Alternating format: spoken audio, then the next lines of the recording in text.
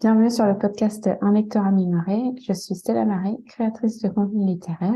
Et à travers ce podcast, je souhaite mettre en avant des acteurs et actrices du monde littéraire dont les profils ne sont pas conformes aux normes sociétales. Aujourd'hui, j'accueille Wendy, créatrice du podcast Littéracisé. Bonjour Wendy, Bonjour Stella, bonjour à tous. ça va? Oui, ça va bien, ça va mieux. Il fait un peu moins chaud. On sort d'une semaine de grosse canicule partout en France. Oui, je suis Et d'accord. donc là, on est sur la fin, ça fait du bien. Est-ce que tu peux te présenter pour les auditeurs et auditrices qui nous écoutent, s'il te plaît? Oui, donc moi c'est Wendy. Donc je suis l'autrice et productrice donc du podcast Littéracisé. C'est un podcast dans lequel j'invite une personne à parler à parler avec moi autour d'un bouquin en particulier. Et en fait, on fait le lien entre les sujets abordés dans le bouquin et nos expériences personnelles. Donc, c'est vraiment à la fois pour faire la lumière sur la littérature non blanche et sur nos expériences personnelles, nos témoignages. D'accord. Et sinon, à côté, pardon. Ouais, vas-y, finis. Tu fais quoi à côté? Et sinon, à côté, enfin à côté, dans ma vie, dans ma vraie vie, on va dire ça comme ça. Je suis journaliste radio, donc depuis bientôt 2 ans et demi. D'accord. Ah, c'est intéressant, hein. Et tu parles de livres dans tes chroniques radio ou Pas du tout. Je non? fais des flash infos, donc c'est de l'info généraliste. Donc, D'accord. Ah, tu on dois parle te de tenir assez au l'actualité. courant. Ok, Voilà. ça marche. Et donc, pourquoi tu as choisi ce format de podcast? Alors, j'ai une sensibilité à la voix. J'aime beaucoup les voix. Ce que j'aime dans le podcast aussi, c'est le temps long qu'on peut accorder aux personnes qu'on interviewe, à qui on tend le micro. Euh, Juste quand dans le journalisme, euh, on est limité, par exemple, en presse écrite en termes de signes. Donc, on est obligé de couper certaines infos, de faire du tri. Pareil en radio. En radio, évidemment, sauf si on a vraiment un format, une émission avec un format particulier, mais souvent en radio, on va couper une personne. Par exemple, quand on fait des flash infos et que dans le flash info, il y a un son, par exemple, Mm. le son ne fait que 30-35 secondes. Ça ne laisse pas du tout la place au témoignage ou alors à pouvoir mettre toutes les infos.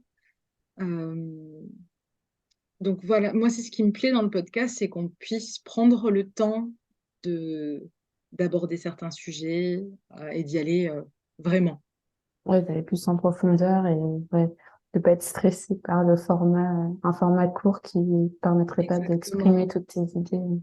exactement. Moi par exemple pour littéraciser, euh, j'ai pas vraiment de format en fait. Genre, je nous laisse le temps, je nous laisse la parole. J'ai des épisodes qui vont durer 40 minutes, voire peut-être un petit peu moins. Et puis, j'ai eu un épisode en particulier où notre entretien a duré 2 heures et donc je l'ai coupé en deux.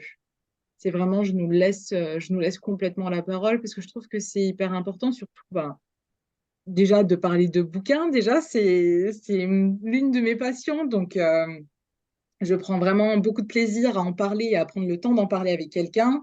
Euh, mais au-delà de ça, c'est que vraiment, je laisse le temps à nos expériences, en fait, à ce qu'on raconte, pour raconter nos histoires.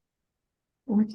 Et t'étais quelqu'un avant de créer le podcast? Est-ce que t'étais une consommatrice aussi de podcasts? Oui, oui, oui. Moi, j'écoute des podcasts depuis des années, euh, surtout avec leur arrivée en France. Donc, il y a eu un espèce de petit boom podcast à partir de 2016. Mais bon, ça a vraiment boomé, on va dire, 2017-2018 en France. notamment avec La Poudre et avec un podcast à soi de Charlotte Bien-Aimée, un podcast produit pour Arte Radio. Et donc là, c'est mon tout premier podcast, un podcast à soi que j'ai écouté. Euh, et en fait, le format m'a énormément plu. Charlotte Bien-Aimée, pendant 1 heure, elle part en fait en reportage. Donc il y a des témoignages et à la fois, il y a ses témoignages à elle, il y a des experts. Enfin, c'est très, très, très riche comme format. Et en fait, même si j'aime énormément lire, je sais pas, je trouve ça pas forcément plus facile, mais j'aime beaucoup le fait de pouvoir écouter l'info. Puis, mine de rien, il y a quand même une émotion qui passe par rapport à la voix.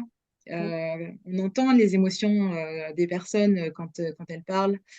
Euh, euh, Notamment quand il y a des témoignages poignants. Enfin, vraiment, il y a vraiment un échange, je trouve, entre l'auditeur, donc le public, et la personne qui a la parole.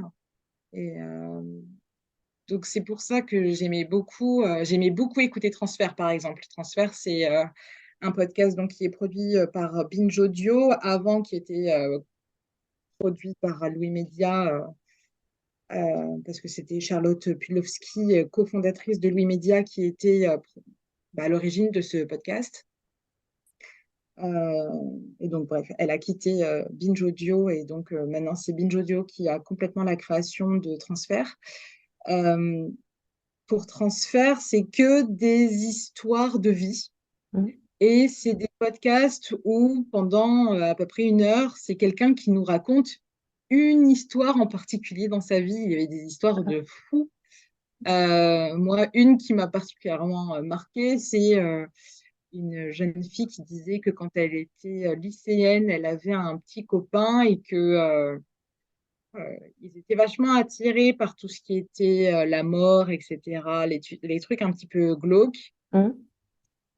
Puis il y a eu un troisième ami qui était un peu dans ce même style-là, mais elle avait un peu du mal avec ce mec.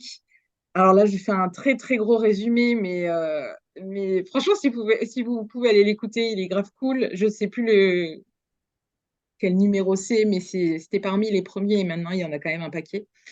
Et en fait, il s'avère que le troisième mec en question qu'elle n'aimait pas Mhm. a tué sa mère et son petit frère et Ah, a blessé son père et a pris la fuite. Euh, d'accord. Bref, et après, donc, j'ai écouté l'épisode, puis après, je suis allée tout de suite sur Google. C'était avant qu'elle le connaisse ou après, une fois qu'elle l'a Non, connu. c'était pendant parce qu'en fait, elle a reçu un... Bon, du coup, je spoil, désolée. Mais du coup, en fait, elle a reçu un appel de la police qui lui a dit surtout, restez chez vous et enfermez-vous et n'ouvrez pas. Parce qu'en fait, les flics ont retrouvé chez lui une liste de personnes et il y avait son nom à elle dessus.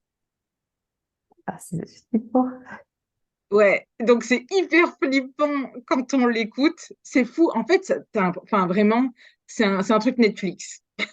T'as l'impression que c'est de la fiction, mais en fait, bah, du coup, non, pour le coup, c'est une histoire vraie. C'est arrivé avant les années 2010, je crois, en France. Ok. Donc à chaque fois, il y a une nouvelle personne qui raconte, ou c'est la vie d'une Exactement. personne entière qui est découpée en Non, c'est plusieurs vraiment un épisodes. moment de vie. Par exemple, t'en as qui racontaient leurs histoires d'amour, par exemple. Ah, ok. Oui. D'accord. Bon, après, il y avait des témoignages beaucoup moins cool, mais c'est vraiment des tranches de vie, en fait, une histoire en particulier dans la vie d'une personne. Mm. Ouais, c'est un peu comme ça commence aujourd'hui. Ouais. Ouais, c'est vrai que j'ai commencé à consommer des podcasts, mais plutôt du côté anglophone, Mm. où j'écoutais beaucoup. Alors, je sais pas si c'est des choses qui sont très niches, mais je sais qu'il y a une anglophone qui a un podcast qui s'appelle Doing It. Euh, et donc là, elle va parler plutôt de sexualité et de travailleuses et travailleurs euh, qui sont dans ce domaine-là. Et ça va être aussi ses moments de vie à elle d'une manière générale. Et après, j'écoute un podcast plutôt musical là, mais aux États-Unis. C'est deux amis qui racontent leurs moments de vie pendant 1 heure et demie, 2 heures. Et après, il y a pas mal d'interludes où elles écoutent des morceaux. Alors c'est plutôt R&B, rap américain. Mais comme moi, je regarde sur YouTube, enfin ça c'est censuré, du coup il y a pas. En fait, je regarde le podcast, mais pas forcément pour la musique. Mais après, ils sont très, très forts, je trouve, Ouais. les Américains, c'est conversationnel. Mm.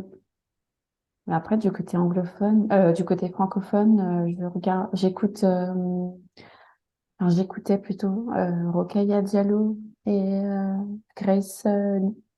Grassley, oui, Kif Ouais, Taras. ouais, c'est ça.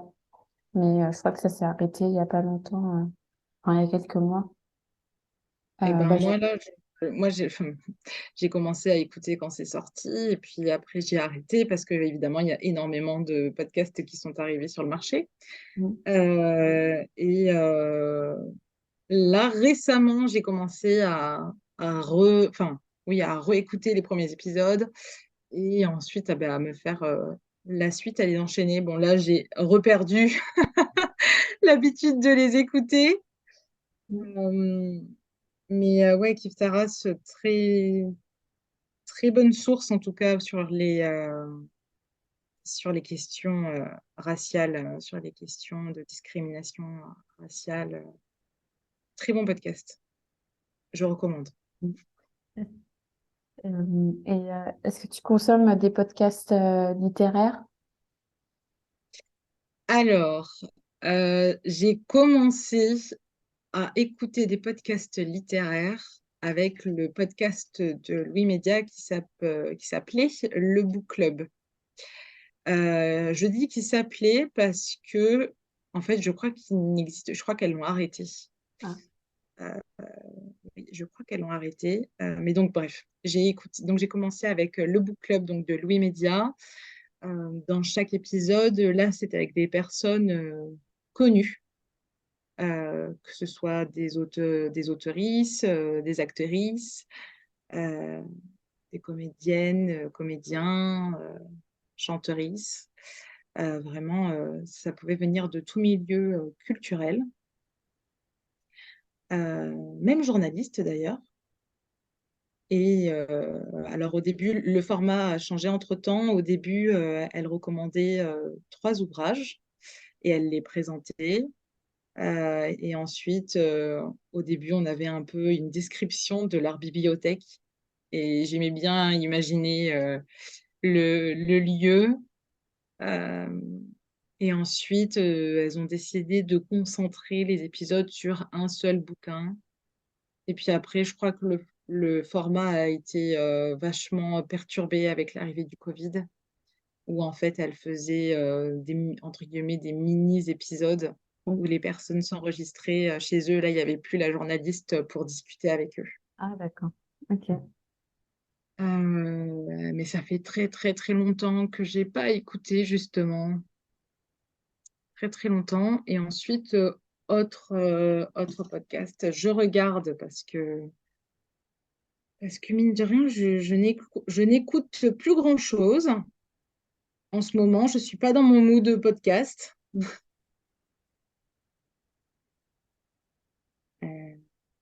Ce que j'écoute. Ah, alors si, ce que j'écoutais beaucoup en ce moment, c'est le podcast d'une booktubeuse américaine qui s'appelle Heather McLary.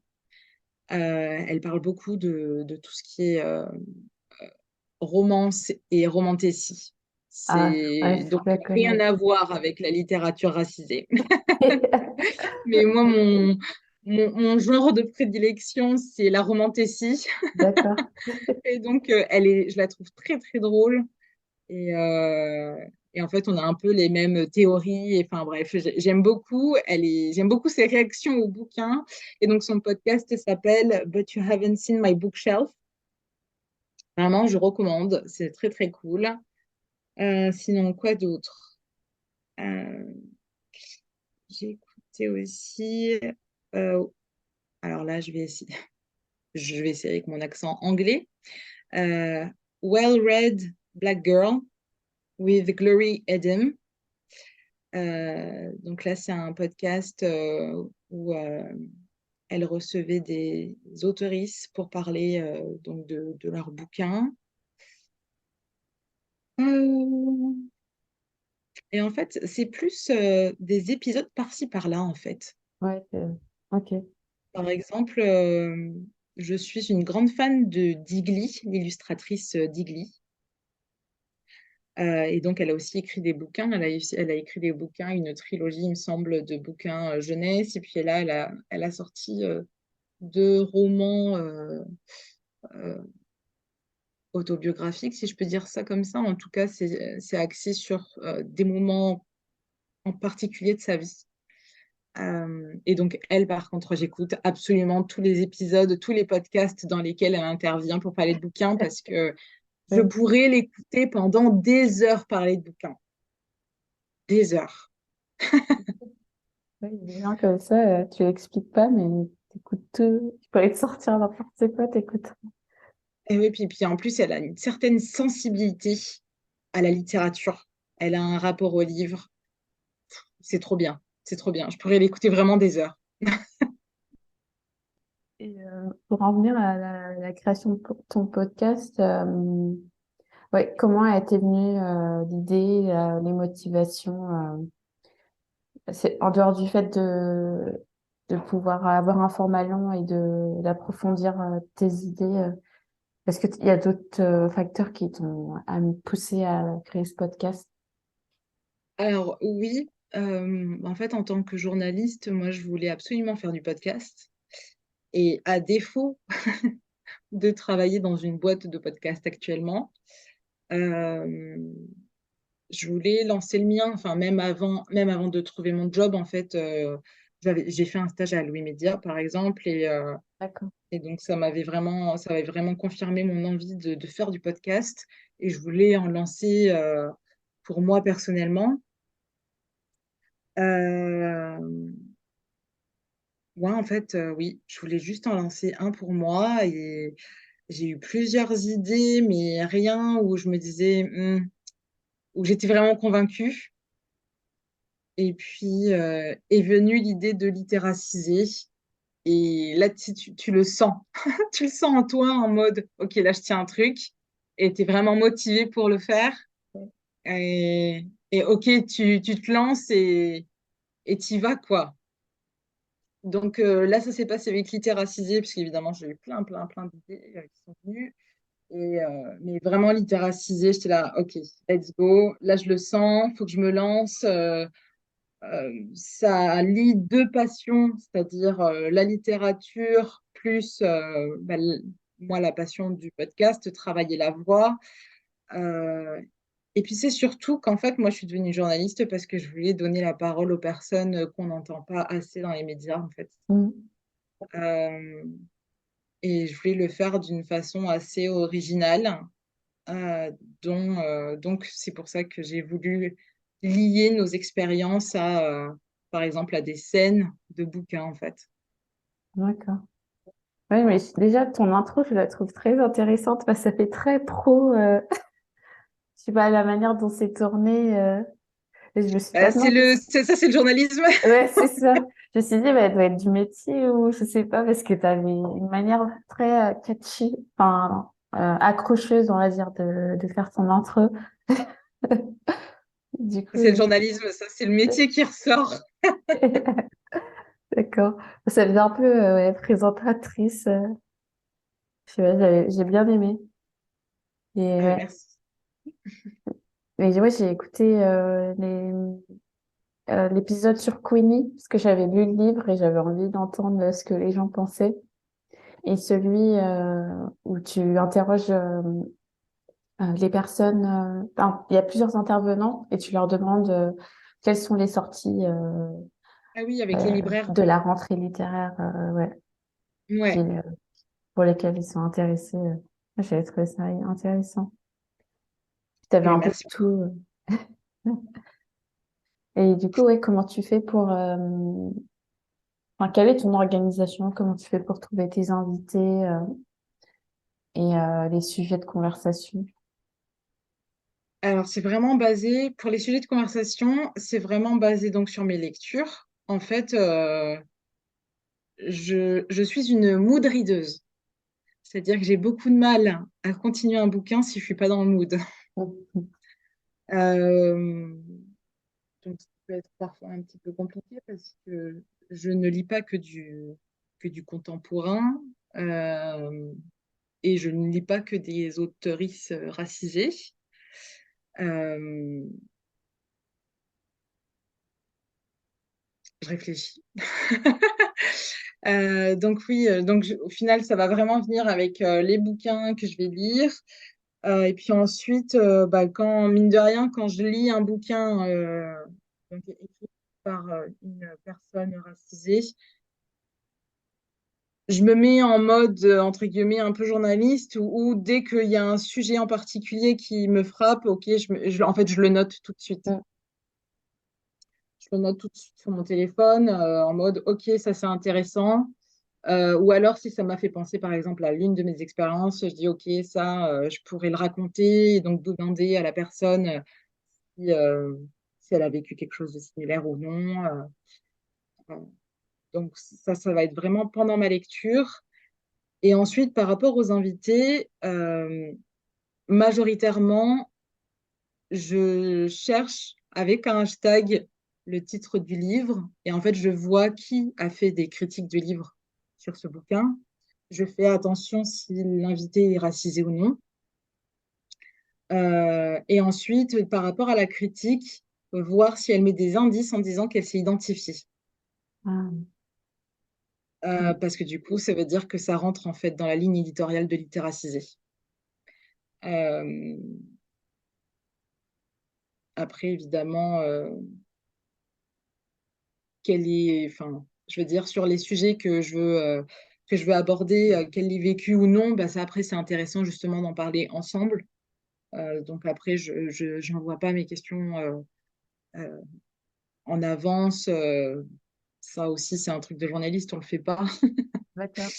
Euh, Et t'as rassure pas, enfin, on t'a jamais demandé genre, comment va se dérouler l'interview à l'avance ou... Parce que moi, je sais que, enfin, même si j'ai prévu un brief, entre guillemets, même si ça reste, enfin, je respecte pas à la lettre près les questions que j'envoie, mais je trouve que ça, il y a quand même des gens qui vont me demander, avant que je leur dise que j'ai envoyé un brief, comment ça va se passer, quel est le déroulé, quelles sont les questions à poser.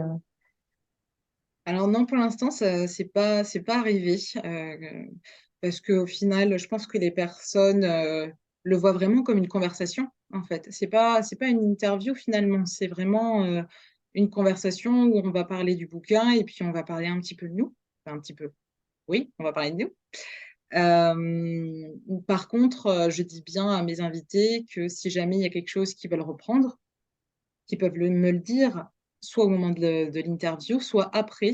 Et après, je coupe au montage et ce ne sera pas diffusé. D'accord. Par contre, on m'a demandé, une des invitées m'a demandé d'écouter en avance. Ouais, ça aussi.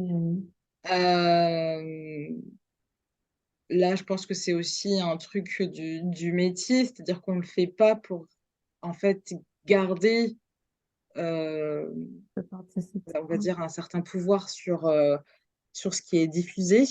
Mm. Évidemment, en fait, moi, quand je monte l'épisode, je fais attention aussi à ce qui peut être dit et ce qui pourrait, entre guillemets, être sensible. Mm. Si, parce que ce que je lui avais expliqué, donc, c'est que, enfin, j'en vois pas en avance. Mais si jamais, moi, je sens qu'il y a peut-être quelque chose sur lesquels elle était pas sûre ou pas à l'aise, je lui ai dit que dans ces cas-là, je la refais écouter pour savoir si elle est d'accord ou pas. Euh, et ensuite, voilà, c'est diffusé ou non. Mm. Mais ouais, pour garder un certain pouvoir, une certaine ouais, mais je sais pas trop comment dire autrement. Enfin, on va dire c'est mon travail aussi. Euh, mais bon, évidemment, je le fais en respectant la parole de mes invités. Elle pourrait revenir après moi, même après la diffusion, par exemple. Si ça avait été diffusé et qu'il y avait quelque chose, ben je coupe. Ça, D'accord. c'est pas un problème. Et puis par rapport au fait d'envoyer par exemple, les questions en avance, en fait, moi, je trouve qu'après, ça manque de spontanéité. Et Ouais. tu l'entends dans la voix. Mm. Donc, c'est pas la même chose, je trouve. Ouais, c'est vrai. Bah, après, moi, ça m'est arrivé des fois bah, par exemple, avec Marine, c'était c'est le deuxième, c'est, bon, c'est pas le deuxième épisode, mais bref, c'était une personne que j'avais interviewée, lors de la première session, qui c'est devenue une copine et tout, mais on se connaissait pas du tout. Enfin, j'avais jamais parlé en vrai et j'avais envoyé les questions à l'avance et au final, le jour J, on a parlé pendant 2 heures et j'avais même pas ouvert le dialogue. Donc ouais, c'est vrai que ça dépend aussi de la personnalité de l'invité. Je pense que tu remarques si les gens sont à l'aise ou pas, s'ils ont besoin d'être drivés. Moi, Oui, ça me rassure aussi. parce que Mais comme toi, je prépare en fait, ma fiche, en fait, vraiment le déroulé de l'épisode, avec les questions que je veux poser, avec moi, mes expériences à moi que je veux raconter par rapport au bouquin. Et en fait, je suis en fait cette trame. Mais par exemple, avec Myriam, donc ça, c'est les deux avant-derniers épisodes avant celui avec les libraires.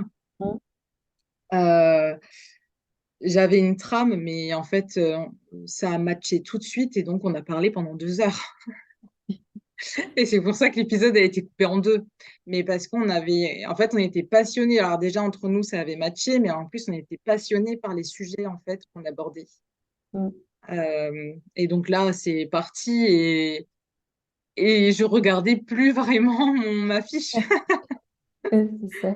Donc oui, ça va dépendre forcément de l'invité. Il y a des invités où tu vas avoir un peu plus besoin de les faire parler parce que euh, ils vont peut-être des fois rester très en surface. Mm, Alors que toi, tu aimerais qu'ils développent. Alors évidemment, après, hein, c'est toujours, ça dépend aussi de ce que la personne veut partager ou non.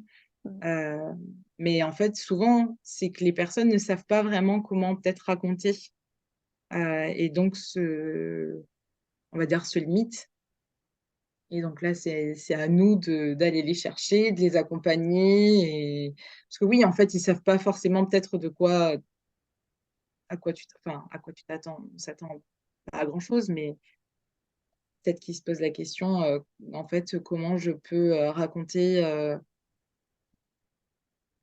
du mieux possible une histoire dans un podcast, quoi. mm. Ouais, c'est pas toujours facile. Moi, j'ai jamais été interviewée, donc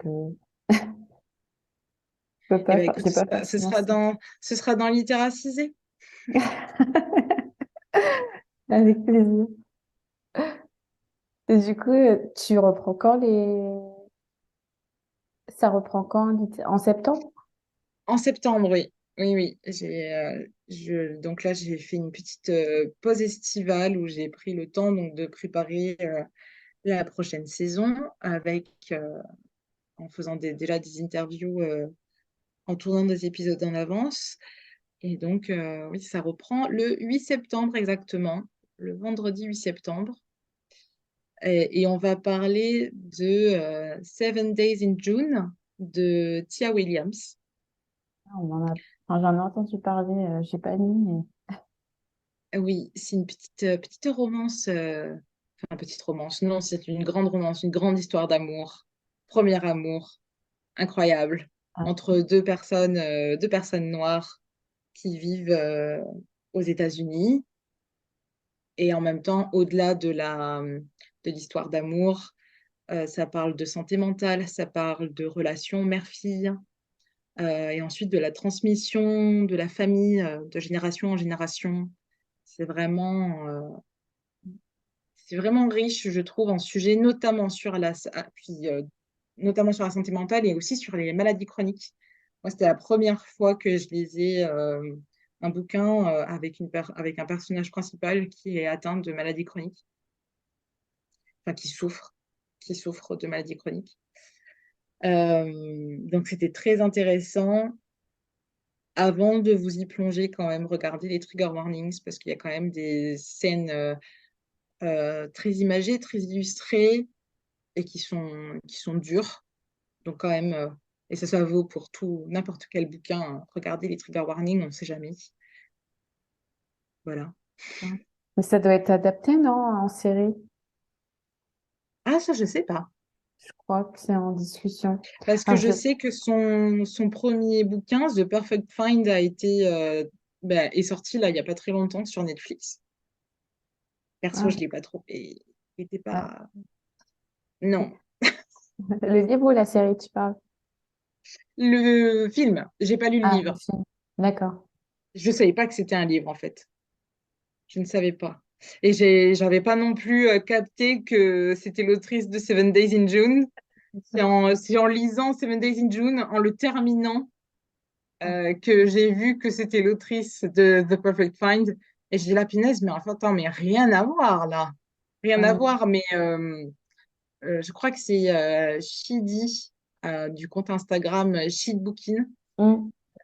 qui a lu The Perfect Find et qui en a fait une petite critique en story. Je ne sais pas si elle a fait en post, mais en tout cas, elle en avait parlé. Et où en fait, elle expliquait euh, qu'il y avait clairement eu une évolution entre The Perfect Find et Seven Days in June. Où, en fait, Seven Days in June est bien meilleur que ce soit dans l'histoire, mais aussi dans l'écrit. Mm. Ouais, bah, c'est elle qui m'en avait parlé aussi. Ouais, de Seven Days in June. Euh, je voulais aussi parler de ton, comment dire, de ton rapport à la lecture. Est-ce que tu as toujours lu ou est-ce que c'est quelque chose qui est venu de par ton métier par la suite ou... Alors moi, j'ai toujours lu, j'ai toujours été une très très grande lectrice. Moi, quand j'étais petite, quand on me demandait ce que je voulais pour Noël, je disais que je voulais des livres. Euh, ouais, non, j'ai toujours lu. On va dire que il y a eu deux périodes où ça s'est exacerbé. La première, c'est quand j'étais au collège. Avec mon père, on avait cette habitude tous les samedis d'aller à Cultura. Et quand c'était pas pour acheter les Sims, c'était pour acheter des bouquins. Et donc là, je me balade dans le rayon et en tête de gondole, il y a Journal d'un vampire, le livre qui est à l'origine de de la Vampire? série The Vampire Diaries. D'accord. Et donc, tout de suite, il me, il m'attire en fait, mais je pense que c'était post Twilight, je crois. Mais je me suis pas dit que j'allais lire les Twilight. Je sais pas pourquoi. Je me suis pas dit que j'allais lire les Twilight. Je me suis dit bon ben le journal d'un vampire, je sais pas, ça m'a attiré. J'ai lu la quatrième de couverture, je me suis dit ok, petite histoire d'amour en plus du fantastique, ok, I'm in. Et donc ça a commencé comme ça avec le journal d'un vampire. Et puis, j'ai enchaîné donc les bouquins, et puis notamment les fantastiques. Et puis, là, je lisais, mais c'était pas non plus quotidiennement un rythme soutenu. Et puis ensuite, ça s'est plutôt réveillé quand- juste après mon bac, quand je suis devenue boursière, et Ah, qu'il y avait aussi la carte étudiante avec les sous les sous du département, de la région, exprès pour les bouquins, en fait. Et donc, j'étais là, waouh, j'ai de l'argent pour m'acheter les livres. Et c'est aussi à ce moment-là C'est où j'ai vrai. découvert Super Joseph avec les Ah, livres en d'occasion. occasion, ouais. Exactement. Et alors là, là c'était, bah, en fait, c'était la première fois, bah, là aussi, après 18 ans, donc j'ai commencé à avoir mes petits boulots, etc. Donc en fait, là, je commençais à avoir de l'argent. Et j'étais là, mais j'ai plus besoin d'attendre Noël ou mon anniversaire pour avoir des bouquins. Je peux me les acheter, en fait. Euh, Pas mauvaise et idée. alors là, et puis en fait, là, voilà, la machine était lancée et depuis, je suis une acheteuse compulsive de livres. Ah, Vraiment compulsive, c'est-à-dire que j'ai des centaines de bouquins et à mon avis,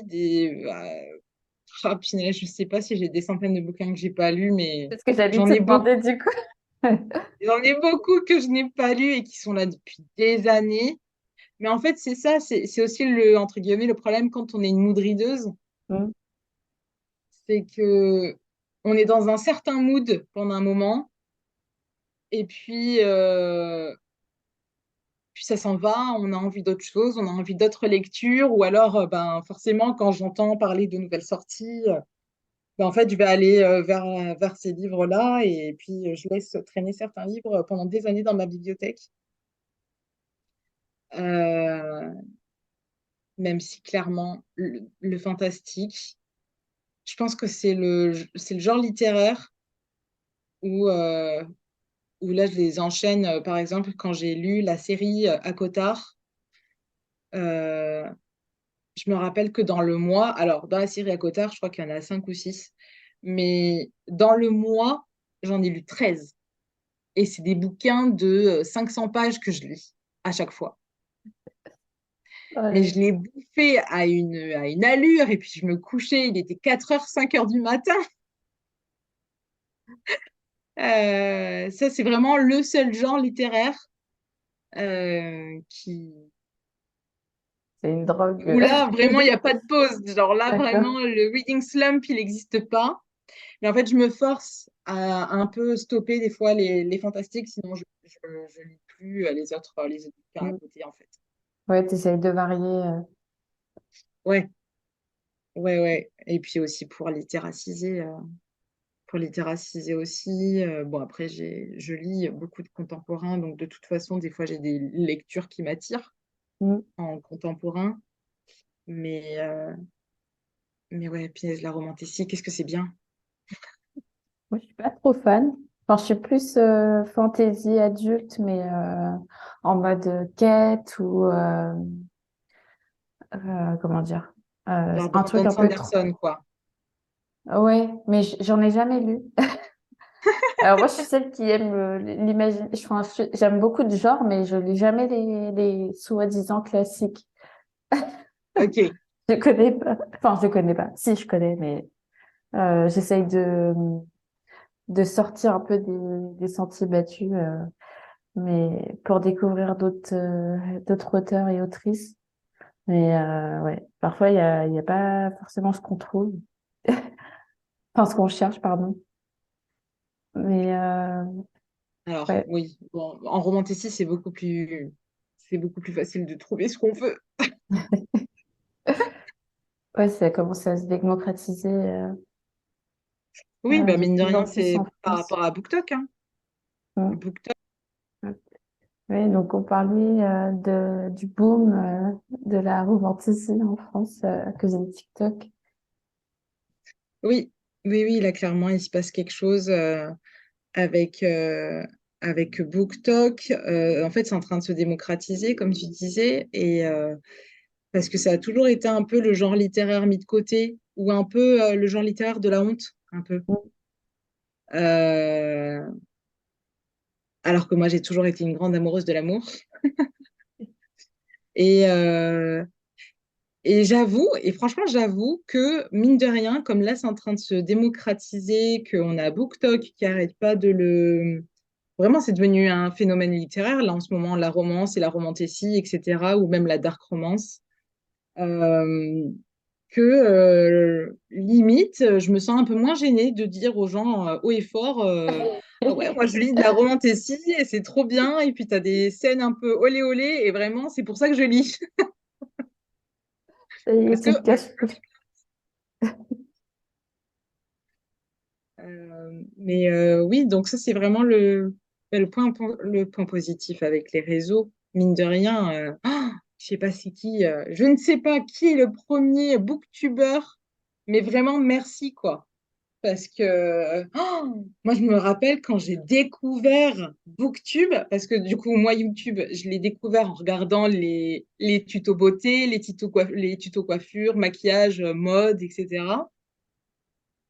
Et puis, je sais pas, un jour, je me suis dit, et attends, peut-être que ça existe des vidéos sur les bouquins. Et alors là, tout, Un tout monde un univers différent. qui s'ouvrait à moi. Et punaise, qu'est-ce que c'était bien! Et qu'est-ce que c'est bien! C'est vrai que oui, et ça fait combien de temps? Parce que moi, j'ai commencé à découvrir BookTube en 2020. Avant, je connaissais pas du tout. Pourtant, je lisais, enfin, je lis depuis que je suis petite. Je consomme les livres depuis que je suis en âge de lire, mais je connaissais pas du tout cette partie dans cette communauté-là de niche. Et ouais. Comment t'as découvert? Alors, c'est bah, la podcasteuse que je t'avais citée en début d'interview, Hannah Witten, qui est aussi une lectrice. Et elle a parlé de la série His Dark Materials et du coup de Philippe Pullman. Et du coup, ça m'avait donné envie de lire à nouveau. Et je suis partie à la Fnac, j'ai acheté des livres et au début, je regardais que ses vidéos à elle de bouquins. Et après, j'ai commencé à chercher sur les réseaux s'il n'y avait pas d'autres personnes qui lisaient. Et bah, il y a plein d'autres, il y a des millions de personnes.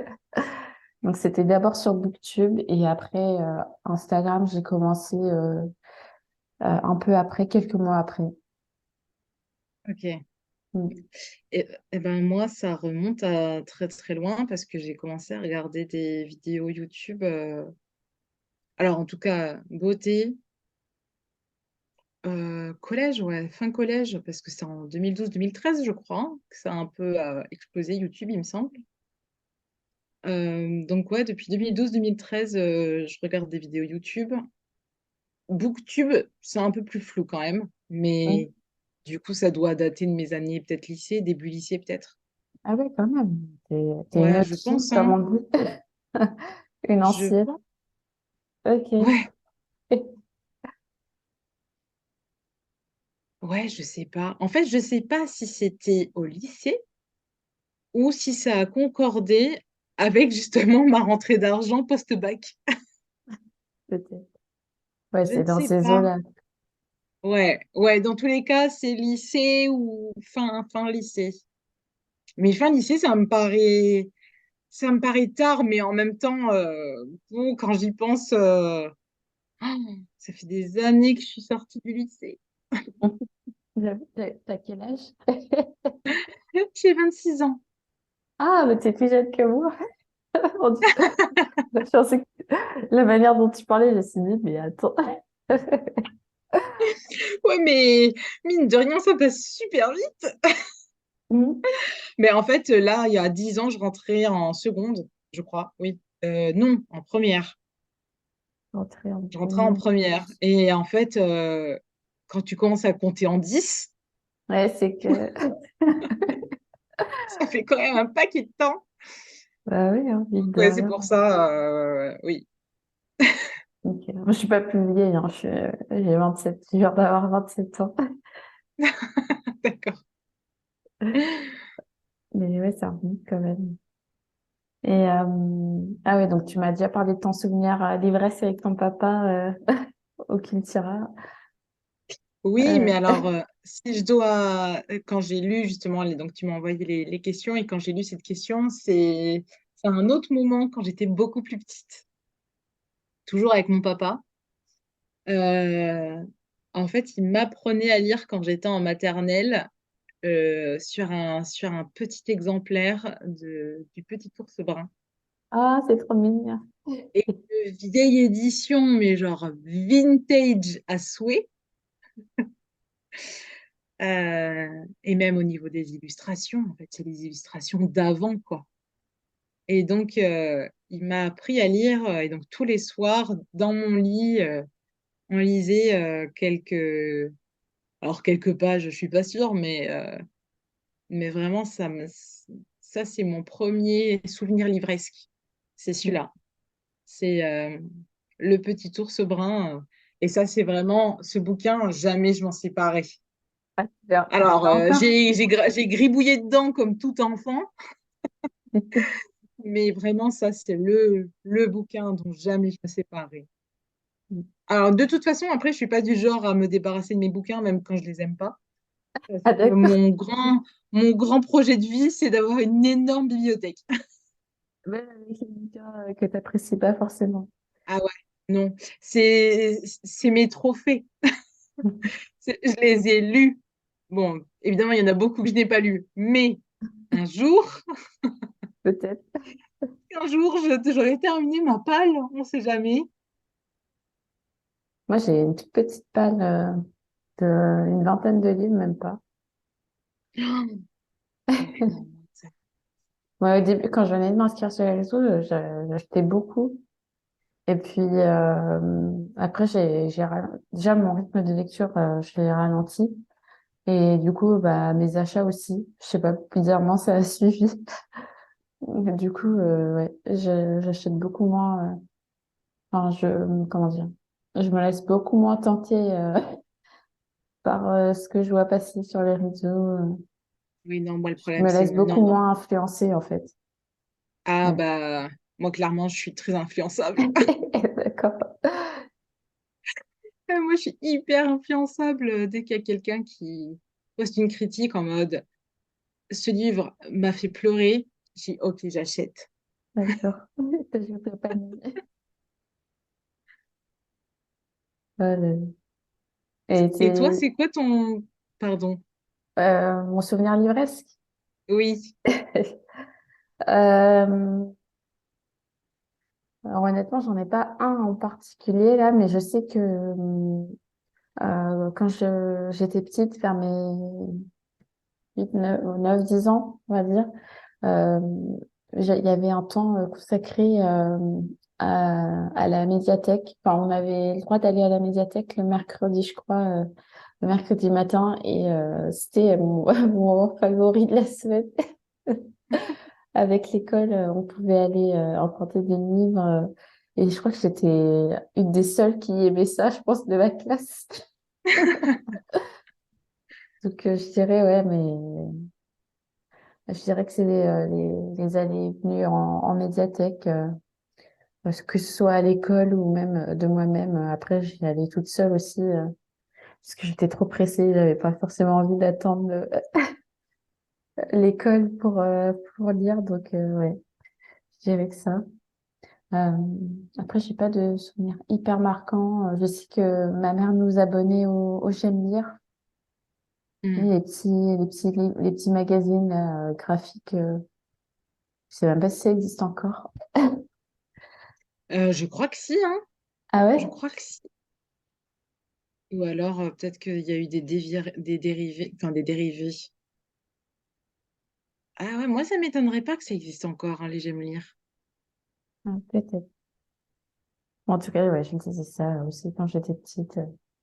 Ah, moi, c'était les Maxi Lily. Ah, J'étais au Claé et en fait, je restais souvent plus tard que mes petits camarades puisque mes parents terminaient le travail plus tard. Et donc, bah, du coup, tu peux plus vraiment jouer tout seul aux jeux de ouais, c'est pas société, genre drôle. à croque-carotte. Et donc, j'allais dans la partie oui, bibliothèque. Et alors là, j'enchaînais les Maxi Lily. Mais j'en ai lu énormément quand j'étais en primaire. Je crois que je les ai tous lus, ceux qui avaient dans la petite bibliothèque là, du Claé. Je crois que je les ai tous. Ouais, il y en a beaucoup. 17, je crois. Je sais pas combien on est de gamme, mais je sais même pas si ça existe encore non plus. Oh, je pense qu'ils ont arrêté, hein, parce que moi, ça fait longtemps que je les ai pas. Je Mm. les ai pas vus passer. Ouais, moi non plus. Ils ont sorti un nouveau Martin récemment, Ah oui, ça je j'ai sais. vu. Mais les Max et Lily, je pense qu'ils ont. C'est comme Tom Tom et Nana.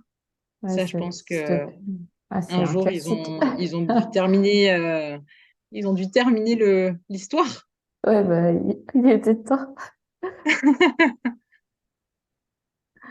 Mais sinon, d'un point de vue plus contemporain, on va dire, est-ce que tu as une lecture marquante que tu as eue récemment, en positif comme en négatif? Ouais.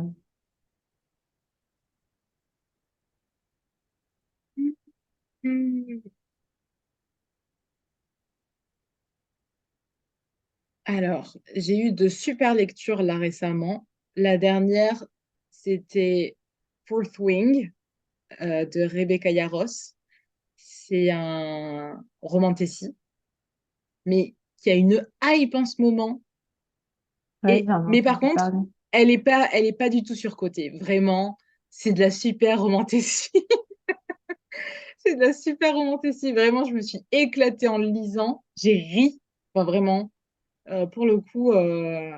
Et je l'ai lu en anglais parce que je voulais être dans la hype quand il y avait la hype. Je voulais pas attendre. J'ai bien fait parce que vraiment, c'est une super lecture. Donc ça, c'est vraiment la super lecture que j'ai eue, mais vraiment qui m'a touchée. C'est Arrête avec tes mensonges de Philippe Besson. Et en fait, c'est l'histoire du premier amour. Et le premier amour, enfin, c'est celui qui reste avec toi pendant des années. C'est celui qui te quitte jamais, en fait, le premier amour. Et là, vraiment, je trouve que Philippe Besson, en plus, il raconte sa propre histoire d'amour, son premier amour, donc avec un jeune homme, donc quand ils étaient au lycée. Et puis en plus, truc de fou, c'est que ils étaient au lycée dans le petit village où est né mon père, où est Ah, né et a grandi mon père. la C'est la première coïncidence. fois, jamais, mais alors jamais, j'aurais pensé lire, voir Barbezieux Saint-Hilaire dans un bouquin. Tu vois? Vraiment, c'était incroyable. Et donc en fait, bah, du coup, je connaissais un petit peu les coins. Et enfin bref, donc voilà, c'était cool par rapport à ça déjà. Mais c'est surtout, en fait, je trouve que Philippe Besson raconte avec justesse les émotions qui nous traversent quand on tombe amoureux. Et quand on tombe amoureux, genre fort pour la première fois, quand on aime quelqu'un très très fort pour la première fois, et à quel point cette personne nous marque, l'histoire qu'on a eue avec cette personne nous marque. Vraiment, oh là là, quel premier amour. Vraiment, ça, j'ai pleuré. Oh là là, j'ai pleuré toutes les larmes de mon corps à la fin. Ah, Vraiment, c'est une lecture hyper touchante à laquelle on peut s'identifier. Euh, c'est très très beau. C'est magnifique. À regarder les trigger warnings aussi quand même, parce que ça se finit pas super bien. Mais Mais par contre, qu'est-ce que c'est beau, mon Dieu! Oh, et donc, depuis, j'ai un truc avec les premiers amours. C'est, ah ouais, ça m'a vraiment marqué et puis ça m'a touchée, en fait. C'est vraiment ce truc à quel point